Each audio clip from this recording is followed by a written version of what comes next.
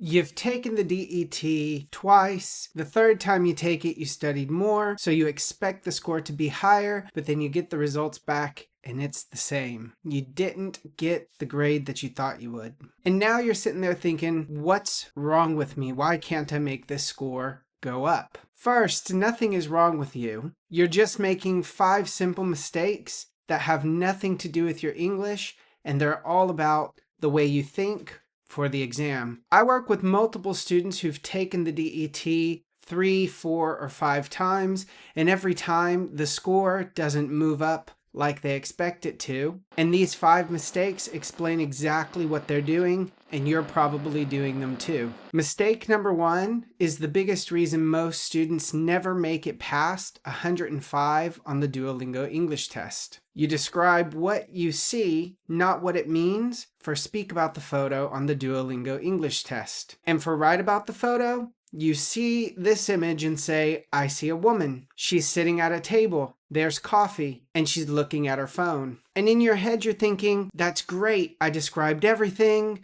The grammar's great. The sentences are clear. But the problem is that you listed what you see. You didn't think about the photo in English. High scores, they don't describe more things. They describe what the things they see in the photo actually mean. Same photo, same vocabulary, completely different score that's much higher. The shift is very small. You can change this with just 1 or 2 sentences. Something like, this suggests that, or this makes me think that, and that's it.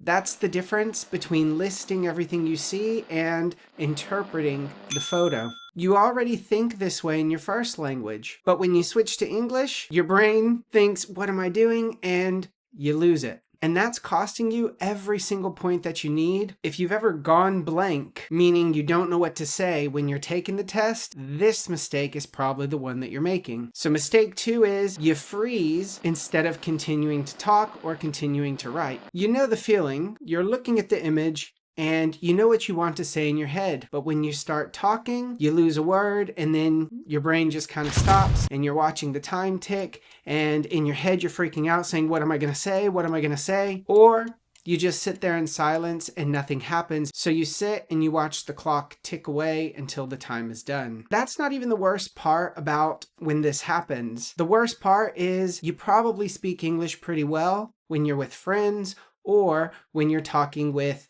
teachers, but when a timer is put in front of you and you're expected to use it, your brain shuts down. Here's the good news. That's not an English language problem. That's usually a thinking structure problem because your brain doesn't have a system for what to say whenever you run out of ideas. And most students try to fix this by practicing more vocabulary. That way, whenever they look at a picture, immediately they think, that's going to fix my issue. But it won't, because the fix is actually learning how to think in English under pressure. And that's a trainable skill. Now, the next one, nobody wants to hear this, but it's probably the sneakiest mistake that you're making that's taking away points that you could earn. That is writing what you think is correct instead of writing what is clear. When you sit down for write about the photo or write about the prompt on DET, your brain is saying, don't make a mistake, don't make a mistake. That's hurting you because you are writing safe,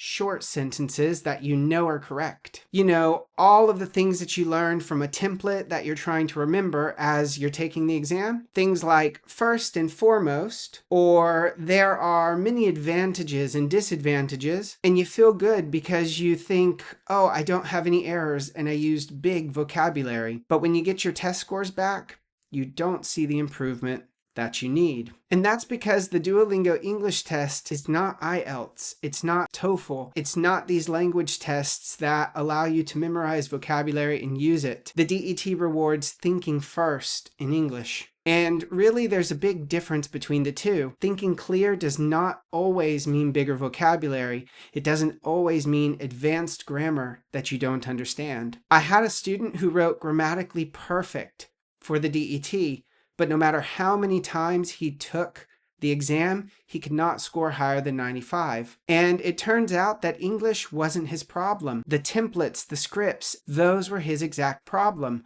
because they're teaching you to memorize, not to use English and think in the language. He was hiding behind safe phrases that he saw online instead of using his brain to think and answer the questions. Playing it safe feels really smart, but on the Duolingo English test, it's what is costing you points. Now this next one, it feels really logical, and this is why it's dangerous to your Duolingo score. And that is, you study English instead of studying the test. That sounds backwards, but wait a minute and I'll explain it. Your practice for the exam probably looks like reading a lot of English articles, watching TV shows with subtitles, maybe you journal in English every single night, and your English is starting to get better. You can feel it, your friends make comments, the people you talk about, they know that your English is improving. Then you sit down to take the Duolingo English test, and in your mind, the same thing happens. You get confused, you see the timer, you start to stress, you get your results back, and the score hasn't moved, except for maybe 1 or 2 points. And now you're super confused because you know that you actually got better, but the test is not reflecting it. Here's the thing to remember. The Duolingo English test is not a standard English test. Each task type on the exam is measuring how comfortable you are using English when there's a timer in front of you. It's putting pressure on you, and this is by design. The C test, where you have to write in the remaining letters, that's a prediction test. And the read aloud, you have to look at it and talk, that's testing your real-time processing. How fast does English go into your eye and out of your mouth? And the interactive writing, that's literally a spontaneous response. You see something, you're expected to produce immediately. So here's what that suggests. Getting better at English doesn't automatically make you better for the test. That's a different kind of training, and most students never do it. It feels uncomfortable. Now we're at the last one, number 5. In this one, this really breaks my heart because I see a lot of students do it, and it's something that's totally preventable. And that is looking at your overall score instead of looking at the subscores. So you got your score back and the overall score is 105, but you needed 110. So when you go to study for the test again, you start studying everything. Reading, writing, listening, speaking. A little bit of everything because that makes sense, right?